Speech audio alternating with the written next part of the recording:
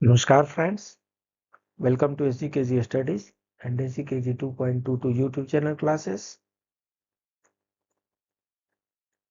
1 अप्रैल 2025 से पेंशन की दुनिया में एक बहुत बड़ा रिवॉल्यूशन सर्वविदित है। जो ओल्ड पेंशन स्कीम थी वो 31 दिसंबर 2003 तक जितने लोग जॉब ज्वाइन किए थे उनके लिए थी। 1 जनवरी 2004 से जो भी गवर्नमेंट एम्प्लॉय ज्वाइन किए हैं उनके लिए एनपीएस आया।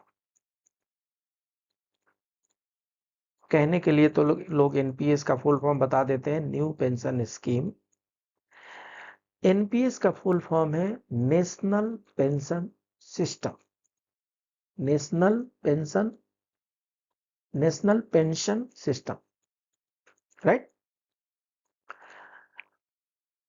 अब लगभग 21 ईयर बाद यूपीएस आया है, यूनिफाइड पेंशन स्कीम। स्पष्ट है, एनपीएस से एम्प्लॉयज एसोसिएशन प्रसन्न नहीं था। एनपीएस में जो पेंशन मिलते थे वो बहुत ही मीगर ऑब्जर्व किए गए। तो एम्प्लॉय एसोसिएशन एंड गवर्नमेंट के बीच में एक लंबे दौर की वार्ता चली है और एम्प्लॉय एसोसिएशन ये चाहता था कि हमें एक फिक्स कर दीजिए कि हमें इतना पेंशन मिलेगा ही मिलेगा।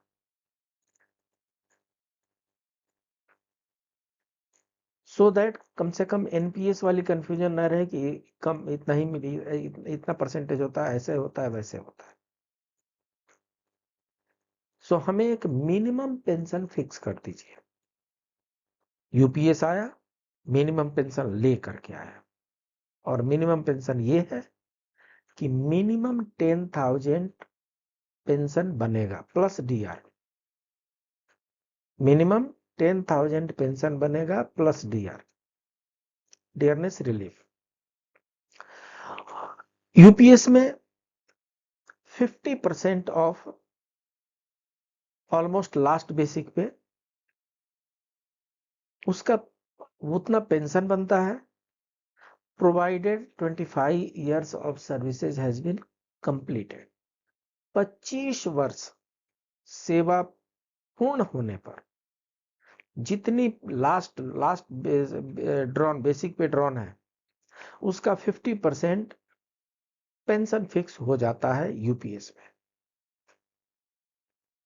अगर 25 वर्ष से कम किए हैं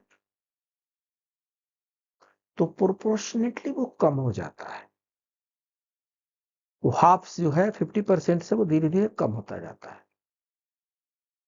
हम यहां पर जो एग्जाम्पल लेकर के आए हैं, एक एसएसओ साहब है, ये 2009 में ज्वाइन करते हैं एज एसएसओ एंड लगभग 17 ईयर की सर्विसेज के बाद 2026 में एज असिस्टेंट डायरेक्टर सुपर एनुएट हो रहे हैं, सेवा निवृत्त हो रहे हैं, अधिवर्षता को प्राप्त कर रहे हैं।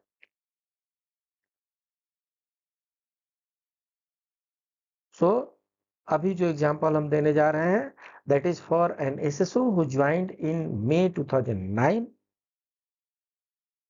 and retiring as assistant director in March 2026। प्रश्न ये उठता है कि इनके पास समय कम है ऑप्ट करने का, तो आईजीटीजी एनपीएस में है, whether he should remain in NPS और he should shift to UPS. प्रश्न यहां पर यही है, सीधी सी बात है, प्रैक्टिकल क्वेश्चन है कि इस असिस्टेंट डायरेक्टर साहब को रिटायर होने में, अगले साल रिटायर हो रहे हैं, बहुत कम समय बच गया है, तो he has to take decision कि whether I should continue in NPS or I should shift to UPS। जिसमें उनको लाभ होगा, जिसमें उनको लाभ दिखाई पड़ रहा है, जिसमें लाभ उनको प्रतीत हो रहा है, उसमें वो बने रहना चाहेंगे। तो अभी हम एनपीएस एंड यूपीएस दोनों में इस असिस्टेंट डायरेक्टर साहब का एक तुलनात्मक विश्लेषण करने जा रहे हैं। ये अपने में से बहुत से गवर्नमेंट एम्प्लॉयज के लिए यूजफुल होने वाला है। हाँ, शुरू करें। शुरू करने से पहले अगर आप इस चैनल पर नए हैं, SGKG स्टडीज पर अगर आप नए हैं, पहली बार आए हैं, तो इसे सब्सक्राइब करें, लाइक करें, अपने मित्रों के बीच में शेयर करें। चलिए शुरू करते हैं। तो सबसे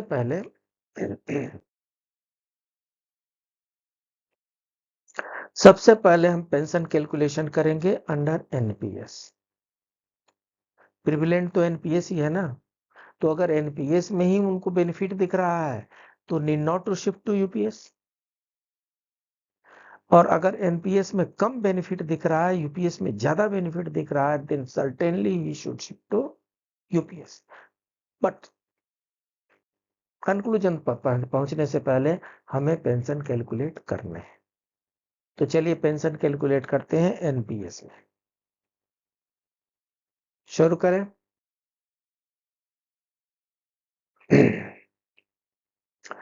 तो ये डी सिंह साहब हैं, ये एज एसएसओ 2009 में ज्वाइन किए हैं, अभी असिस्टेंट डायरेक्टर हैं, and as assistant director he is retiring in 2026। तो कुछ बेसिक इंफॉर्मेशन चाहिए। और बेसिक इंफॉर्मेशन क्या क्या है? सो एज ऑन 1 मई 2025, हम मई में ये रिकॉर्ड कर रहे हैं, सो ये मई का हमने लिया है।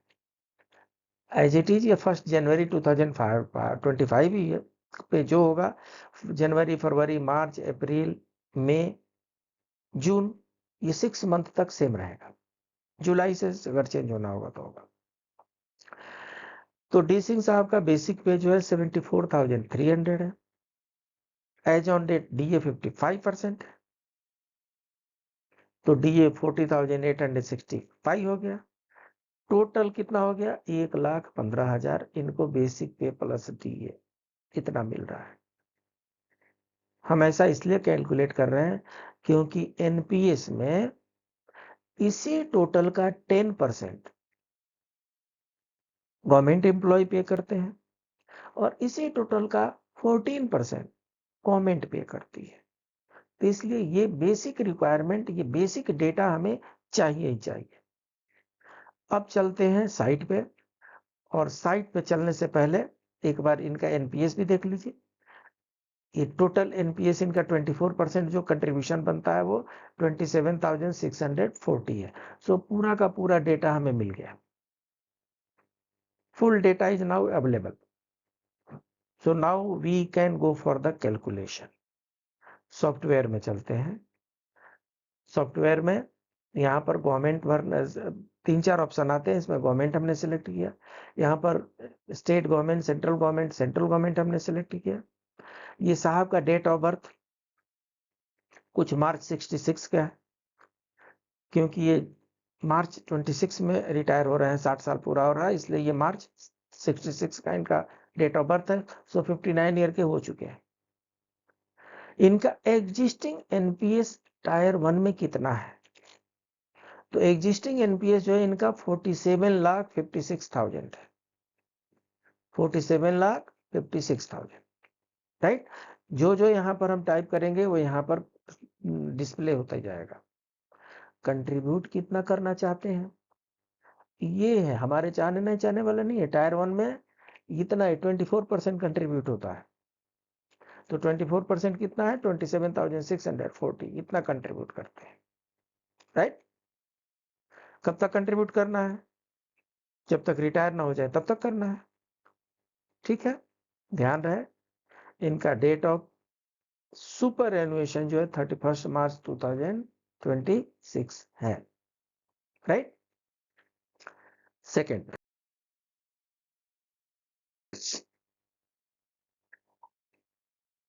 आफ्टर रिटायरमेंट डिफर करना है नहीं करना है। Annual increase in contribution, annual increase in contribution में बहुत लोगों के डिफरेंट व्यूज हैं। मैं 3% ही रखता हूं, और ये साहब जो अगली साल रिटायर हो रहे हैं, इनको इस पर बहुत ज्यादा डिफरेंस पड़ने वाला भी नहीं है।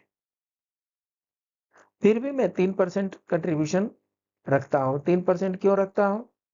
क्योंकि एनुअल इंक्रीमेंट 3% होता है, और डीए एक बार 4% बढ़ गया, 1% एक बार 3% बढ़ गया, तो ये टोटल ग्रोथ जो हो रहा है वो 10% हो रहा है। तो इस 10% का 24% एनपीएस में जाता है।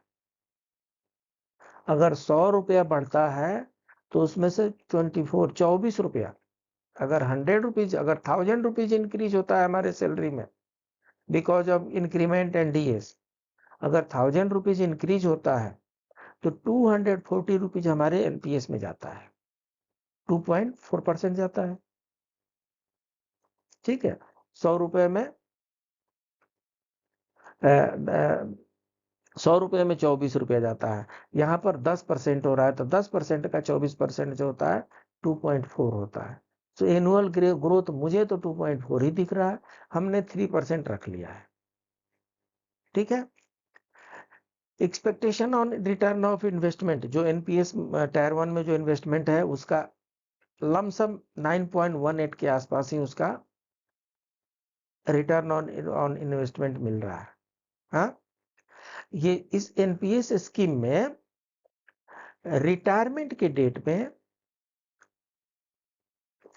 चूज करना पड़ता है कि मुझे एन्युइटी कितना परचेज करना है। बाय डिफॉल्ट 40% है, 40% ही रखे हैं।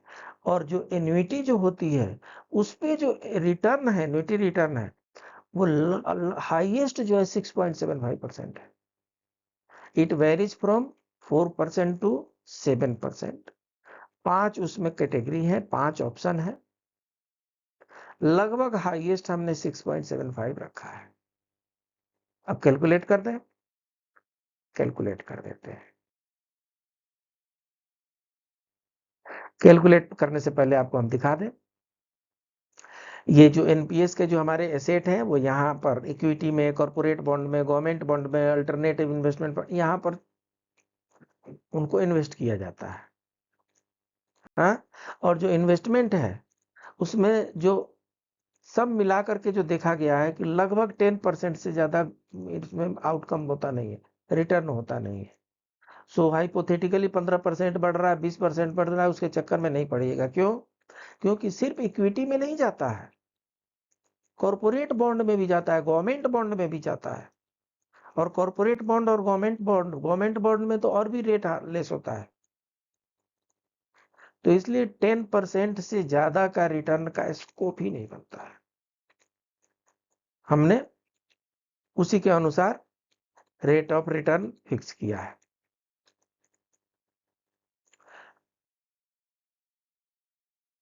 तो चलिए कैलकुलेट कर देते हैं। सो कैलकुलेशन हुआ इस डी सिंह साहब का। कैलकुलेशन होने के बाद से 47 लाख के आसपास में उनका अभी तक हो चुका है। 1 ईयर में कुछ बढ़ जाएगा, तो 1 ईयर में बढ़ करके इनका टोटल इन्वेस्टमेंट जो हो रहा है वो 50 लाख का हो रहा है। इस 50 लाख पर गेन कितना हो रहा है? 3.45 लाख। तो टोटल कॉर्पस इनका हो रहा है 53 लाख 78, 54 लाख मान लीजिए।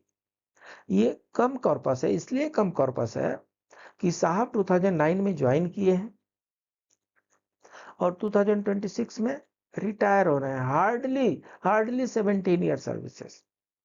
तो length of services is very less. जब लेंथ ऑफ सर्विसेज कम होंगी तो कंट्रीब्यूशन भी तो उसी के हिसाब से कम होगा ना।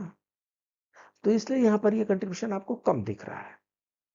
अगर वो 2030 में रिटायर होते, 2035 में रिटायर होते, 2045 में रिटायर होते, तो एवरी ईयर ये क्यूमुलेटिव ग्रोथ होता है इसमें। लेकिन साहब जो है रिटायर हो रहे हैं 31 मार्च 2026 को on completion of 17 years of services. तो इसलिए उनका टोटल कॉर्पस 53,78,000 मिल रहा है। अब एज पर रूल इसमें से 60% लमसम अमाउंट आपको मिल जाएगा और 40% का एन्युटी परचेज होता है। ये देखिए जो इनका पेंशन कॉर्पस रिटायरमेंट कितना हो रहा है, ये अमाउंट का लमसम 32 लाख के आसपास में इनको लमसम मिल जाएगा और 21.51 लाख का एन्युटी वैल्यू है, इसका एन्युटी परचेज होगा और इसी एन्युटी परचेज पर 6.75% पर एनम के हिसाब से रेट ऑफ रिटर्न होगा। जितना पर एनम आ रहा है उसको 12 से डिवाइड करेंगे तो मंथली रिटर्न बन जाएगा। कैसे बनता है ये देखिए, पेंशन क्या होगा इस रूल में, annuity value multiplied by annuity rate, so ये 1 ईयर का हो जाएगा डिवाइडेड बाय 12 पर मंथ का हो जाएगा। सो यहाँ पर क्या हो रहा है 21, ये 21.51 है इंटू 6.75% रेट ऑफ एन्युटी है डिवाइडेड बाय 12 मंथ है 12,000 रुपीज। साहब का जो पेंशन बन रहा है एनपीएस में वो 12,000 रुपीज पर मंथ बन रहा है। लमसम कैश मिलेगा इनको 32 लाख, लेकिन मंथली पेंशन जो है 12,000 बन रहा है। इस पर किसी प्रकार का कोई डियरनेस रिलीफ नहीं मिलता और ये हम मान के तब चले हैं जब 6.75% एन्युटी रेट मिल रहा है। अगर ये 7 हो जाएगा तो कुछ बढ़ जाएगा, नहीं तो 6% रहेगा, 5.5% रहेगा। उसमें ऑप्शन है, 5 ऑप्शन है जिसको चूज करना है, individual pack, family pack, with return of annuity value, without return of annuity value, with family. So 5 प्रकार के उसमें ऑप्शन है। जो ऑप्शन साहब चूज करेंगे उसी के अनुसार यहाँ पर प्लस माइनस 1% वेरी करेगा। तो साहब का पेंशन 12,000 बनता है। आज के डेट में साहब का बेसिक पे 74,000 है। चूंकि इन्होंने सर्विस 17 ईयर ही किया है इसलिए इनका पेंशन 12,000 बन रहा है।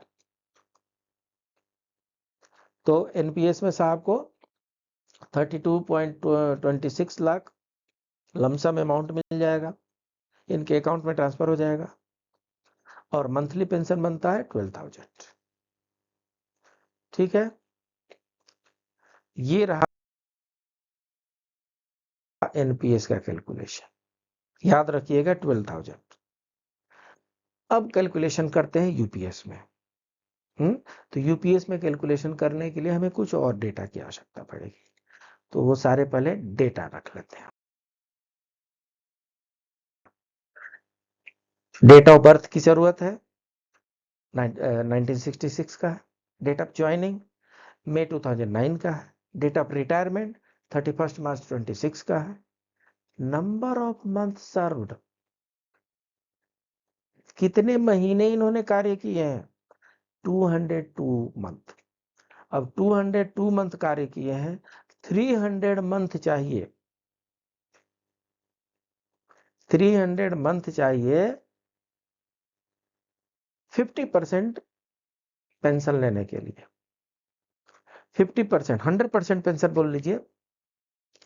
100% पेंशन क्या है, बेसिक पे का 50%। सो बेसिक पे का 50% लेने के लिए नंबर ऑफ मंथ सर्व्ड होना चाहिए 300 मंथ। 300 मंथ अर्थात 25 ईयर।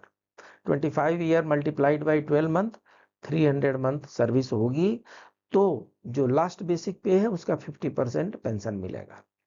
यहाँ पर साहब का नंबर ऑफ मंथ सर्व्ड जो है 202 मंथ है विच इज लेस देन 300। सो यहाँ पर साहब को पेंशन यहाँ पर भी प्रोपोर्शनेटली कम मिलने जा रहा है क्योंकि इन्होंने 25 ईयर सर्विसेज रेंडर नहीं की है। यही कंडीशन है यूपीएस में। ठीक है, तो पेंशन कैलकुलेट करें तो पेंशन का फॉर्मूला ये है कि बेसिक पे divided by 2 into number of months divided by 300। Number of months अगर 300 होता तो डिवाइडेड बाई 300 हो जाता, 300 डिवाइडेड बाई 300, तो ये 1 कट जाता, तो बेसिक पे का बेसिक पे डिवाइडेड बाई 2, अर्थात 50% ऑफ द बेसिक पे पेंशन बन जाता। यहाँ पर सिचुएशन थोड़ा चेंज हो गया है, लेकिन एक बात और है, सबसे पहले बेसिक पे तो हम देख लें, इस डेट ऑफ रिटायरमेंट पर बेसिक पे कितना होगा। हाँ, ये डेट ऑफ रिटायरमेंट 31 मार्च 2026 है। 1 जनवरी 2026 से पे कमीशन 8 पे कमीशन ड्यू है, तो हम पहले बेसिक पे कैलकुलेशन करते हैं। तो साहब का बेसिक पे एज ऑन 1 जनवरी 2025 74,300 है। इनका नेक्स्ट डेट ऑफ इंक्रीमेंट 1 जनवरी 2026 है, तो यहाँ पर साहब का बेसिक पे 76,530 हो जाएगा, एक इंक्रीमेंट लग जाएगा। अब पे कमीशन भले ही देर से आएगा ना, 2-4 महीना लेट से आएगा पे कमीशन। हमने फिटमेंट फैक्टर यहाँ पर 1.9 रखा है, फिटमेंट फैक्टर हमने 1.9 रखा है। क्यों रखा है? क्योंकि 7th सीपीसी में फिटमेंट फैक्टर 2.57 इसलिए था क्योंकि उस समय डीए का रेट 125% हो गया था, बहुत तेजी से महंगाई बढ़ी थी उस पीरियड में, इन्फ्लेशन का रेट जंप कर रहा था। तो उस डिकेड में डीए जो है 10 वर्षों में 125% तक बढ़ गया था। तो उस डीए को एडजस्ट करने के लिए फिटमेंट फैक्टर 2.57 लाना पड़ा। समझ गए होंगे आप? अगर 100 रुपीज बेसिक पे है तो उस पे 125 रुपीज डीए मिलता था, अर्थात 225 रुपीज तो पे कमीशन से पहले ही मिलता था, 225। उसमें 0.32 ऐड किया गया और 257 फिक्स किया गया। पे कमीशन ऐसे ही करता काम। यहां पर फिटमेंट फैक्टर हमने 1.9 इसलिए रखा है क्योंकि अभी तो डीए 55% है, 1 जुलाई में डीए बढ़ेगा और एक अगले जनवरी में डीए बढ़ेगा, है ना। सो ये सब मान करके हम 1.9 फिटमेंट फैक्टर रखे हैं। फिटमेंट फैक्टर 1.9 होता है, तो 8 पे कमीशन के बाद से 1 जनवरी 26 को साहब का बेसिक पे 1,45,410 हो जाएगा। साहब का बेसिक पे 1,45,410 हो जाएगा। ये बेसिक पे हमें यहाँ पर, ये देखिए, ये बेसिक पे कब है ना, तो यहाँ पर बेसिक पे हम डालते हैं इस फॉर्मूला में। तो इस फॉर्मूला में बेसिक पे हमने डाला 1,45,410 divided by 2 multiplied by 202 month divided by 300 month. So अगर ये 300 और ये 300 होता, अगर साहब 25 ईयर सर्विसेज किए होते तो इसका 1.45 का 50% इनको मिलता। साहब लेस सर्विसेज किए, 17 ईयर ही किए हैं, 202 मंथ ही किए हैं, इसलिए इनका जो कैलकुलेशन आ रहा है वो 45,955 49,000 आ रहा है। 49,000 यहाँ पर साहब का पेंशन बन रहा है, इसके साथ डीआर बनेगा। तो टू बी फ्रैंक, जब पे कमीशन लग ही रहा है जनवरी में, तो यहाँ पर डीआर कुछ होगा नहीं, तो इसलिए 45,000 48,000 49,000 साहब का पेंशन यहाँ पर बन रहा है। एक प्रश्न और उठता है कि पे कमीशन तो 6 महीने 8 महीने बाद आता है, शायद जुलाई अगस्त सितंबर तक आए, साहब मार्च में रिटायर हो रहे हैं, तो अप्रैल से जब तक पे कमीशन नहीं आता तब तक कितना मिलेगा इनको? तो जब तक पे कमीशन नहीं आता तब तक तो उनका बेसिक पे 76,530 ही रहेगा, तो उसी पे हम कैलकुलेट कर देते हैं। तो उसमें बिफोर पे commission 76,530 divided by 2 multiplied by 2 divided by 300। सो इसका जो कैलकुलेशन आता है वो 25,766 आता है। पॉजिटिव पॉइंट क्या होगी कि उस समय डीए जो होगा लगभग 62%, अभी 55% है। एक बार जुलाई में डीए बढ़ेगा, एक बार जनवरी में बढ़ेगा, 7% तो मान के चलते हैं कि बढ़ेगा। तो हमने प्रिज्यूम किया है कि उस समय डीए 62% होगा। डी तो डीए के बराबर ही डीआर होता है। तो इस तरीके से ये बेसिक पेंशन प्लस डीआर मिला करके साहब को बिना सीपीसी के भी 42,000 बनता है इनका पेंशन। बिना 8 पे कमीशन के आए भी 42,000 पेंशन बनता है साहब का। 8 पे कमीशन आ जाएगा तो 49,000 हो जाएगा।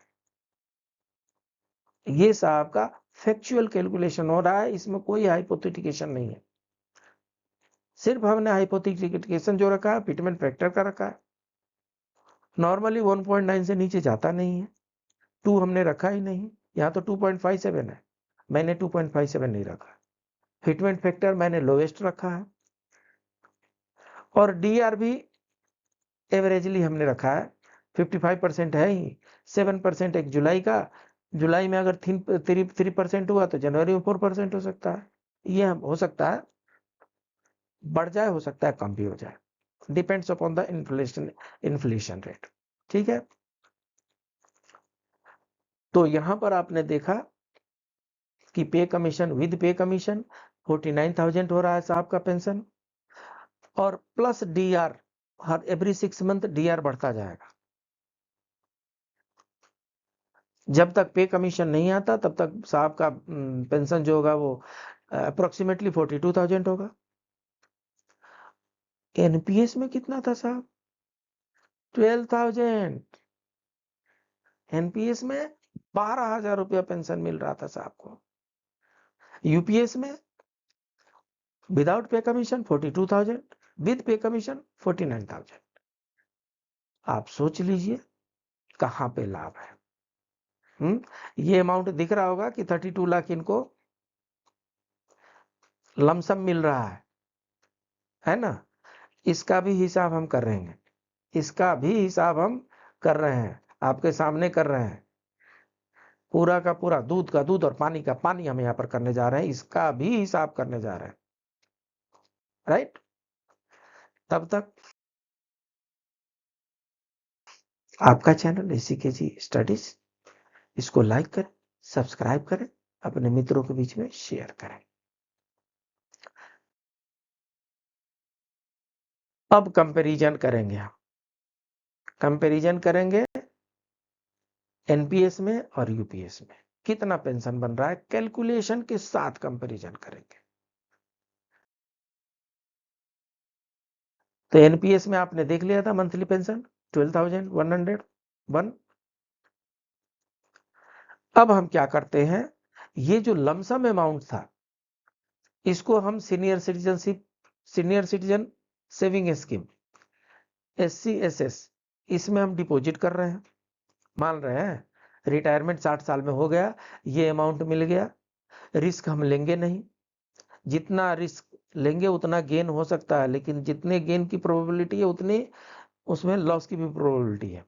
तो 60 साल में जो रिटायर होगा आदमी होंगे वो रिस्क एपेटाइट कम होगी, तो इसलिए हम इनको बैंक में जमा करेंगे, 5% 6% मिलता है। सीनियर सिटीजन सेविंग स्कीम है पोस्ट ऑफिस वगैरह में, उसमें highest 8.2% per annum rate of return है। तो इस लमसम अमाउंट को हम यहां पर डिपॉजिट कर रहे हैं। डिपॉजिट करने के बाद से इससे कितना मिल रहा है, 22,000 मिल रहा है। इस अमाउंट से मंथली 22,000 मिल रहा है, और ये मंथली कितना फिक्स हुआ है, 12,000 हुआ है। इन दोनों को हमारा रेट ऑफ रिटर्न तो ये दोनों मिल करके हो रहा है ना। ये दोनों मिलने के बाद 34,000 हमारा पेंशन मान लीजिए, मंथली पेंशन इतना है। और ये पोस्ट ऑफिस से डिपॉजिट करने के बाद से, अगर डिपॉजिट कर रहे हैं तब की बात हो रही है। अगर इसको लेकर के घर बना लिए, गाड़ी खरीद लिए, कुछ और कार्यक्रम कर लिए, वो अलग बात है, वो अलग बात है। अगर ये सारे पैसे आपने सेविंग कर लिए और सेविंग करके फिक्स डिपॉजिट कर दिए सीनियर सिटीजन सेविंग स्कीम में, तो उस कंडीशन में लोगों को पता है पैसा आता है, पैसा का अपना पैर होता है। बच्चों की शादी हो सकती है, घर खरीदना हो सकता है, गाड़ी ओड़ी का कुछ प्लान हो सकता है, फैमिली मेंबर्स के कुछ और कमिटमेंट हो सकते हैं। तो खर्च हो गया तो फिर इसको कैलकुलेट मत कीजिएगा। खर्च नहीं हुआ, आपको घर वालों ने डिस्टर्ब नहीं किया और आपने सीनियर सिटीजन सेविंग स्कीम में डाल दिया, तब जाकर के इन दोनों को मिला करके 34,000 आपका मंथली इनकम बनेगा। और ये जो अमाउंट है ये इंटैक्ट रहेगा, ये तो डिपॉजिट है ना, जब चाहेंगे उसको निकाल भी सकते हैं। जब तक पोस्ट ऑफिस में रहेगा, जब तक इस सेविंग स्कीम में जमा रहेगा, तब तक आप अपना पेंशन 34,000 मान सकते हैं। ठीक है, ये तो रहा एनपीएस में। अब यूपीएस में, तो यूपीएस में साहब ऐसा है कि यूपीएस में एक लमसम अमाउंट मिलता है जो बेसिक प्लस डीए का 10% multiplied by number of 6 months होता है। हाँ? इस फॉर्मूला के अनुसार इनका हिसाब का बेसिक पे 1.45 है, और जो ये नंबर ऑफ 6 मंथ्स हो रहे हैं ये 32 हो रहा है। 15 वर्ष क्लियरली हो रहा है साहब की नौकरी, तो 15 वर्ष में 15 ईयर्स में 36 मंथ हो जाते हैं। 2009 में ज्वाइन किए हैं साहब, 2009 में मई में ज्वाइन किए हैं, तो इसलिए एक 6 मंथली 2009 वाला हो गया। और 2026 में 3 मंथ सर्विस कर रहे हैं, सो 3 मंथ को एक 6 मंथली काउंट किया जाता है। ये ग्रेच्युटी कैलकुलेशन में हमने सिखाया है, इससे पहले ग्रेच्युटी की क्लासेज अपलोडेड है, आप देख सकते हैं। तो 32 मंथ्स में मल्टीप्लाई करते हैं तो साहब को यहाँ पर लमसम अमाउंट मिल रहा है 4,65,000। ठीक है, यहाँ पर एनपीएस में लमसम अमाउंट मिल रहा था 32 लाख, यहाँ पर 32 लाख मिल रहा है एनपीएस में। पेंशन बहुत कम है, यहाँ पर पेंशन बहुत ज्यादा है, लेकिन लमसम अमाउंट कम मिल रहा है, 4,65,000 मिल रहा है। ठीक है, अब इस 4,65,000 को हमने सीनियर सिटीजन सेविंग स्कीम में डाल दिया, जैसे इसको डाले थे, तो इससे हमें मंथली इनकम होगा 3,200। अमाउंट लेस है इसलिए मंथली इनकम इसमें कम, मंथली रिटर्न कम है, तो ये 3,200 ये हो गया। और ये अब हमारा assured pay out 48,955 plus DR, dearness relief every 6 month बढ़ता है। सो यहाँ पर टोटल कितना होगा 52,000।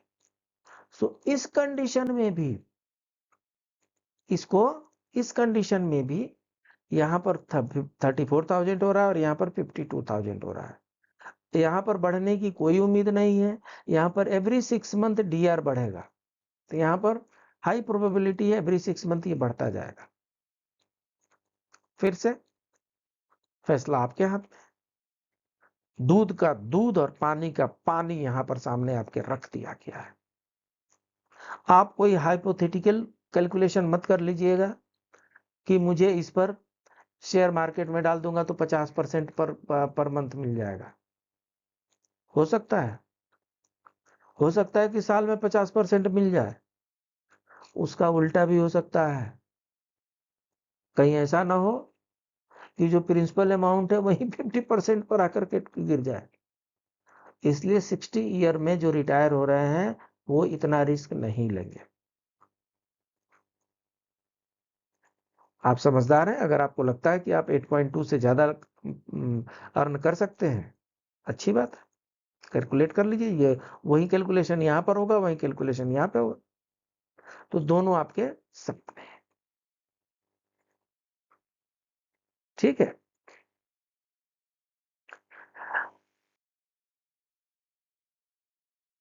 ये जो यूपीएस है इसमें लमसम अमाउंट भी मिलता है, मंथली पेंशन भी मिलता है, फैमिली पेंशन भी मिलता है, टियरनेस रिलीफ मिलता है, ग्रेच्युटी मिलती है। ग्रेच्युटी एनपीएस में भी मिलेगी, यूपीएस में भी मिलेगी। लीव इनकैशमेंट एनपीएस में भी मिलेगी, यूपीएस में भी मिलेगी। चिंता से मुक्ति, राइट। आपका चैनल एसीकेजी स्टडीज, इसको लाइक करें, सब्सक्राइब करें, अपने दोस्तों के बीच में शेयर करें। अगर आपके मन में भी कोई कंफ्यूजन है एनपीएस और यूपीएस को लेकर के, कमेंट बॉक्स में डालिए। गवर्नमेंट ने नोटिफिकेशन इशू कर दिया है, जितने नए गवर्नमेंट एम्प्लॉय ज्वाइन करेंगे they have to opt NPS और यूपीएस विद इन 30 डेज। और जो पहले से एनपीएस में है उनको 3 महीने का टाइम दिया गया है। With in 3 months you have to decide whether you want to remain in NPS or you want to shift to UPS. So कोई कंफ्यूजन है, हम प्रयास करेंगे फैक्चुअल इंफॉर्मेशन के साथ उस कंफ्यूजन को दूर करें। मिलते हैं अगले क्लास में, तब तक ले please keep on enjoying ACKG strategy and ACKG 2.22 YouTube channel classes. नमस्कार।